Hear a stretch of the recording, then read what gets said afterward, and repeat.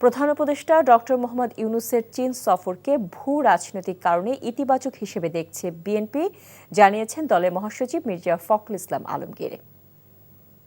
বাংলাদেশের এটা যে জিওপলিটিক্যাল যে অবস্থান, রাজনৈতিক যে অবস্থান, অর্থনৈতিক যে অবস্থান, সব মিলিয়ে এটা ডিমান্ড করে যে Bangladesh should be friends to all.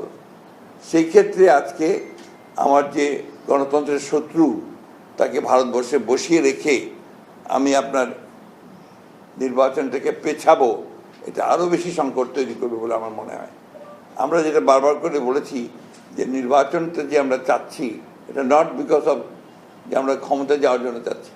এই ঈদে জামা জুতো অ্যাক্সেসরিজের ডিসকাউন্ট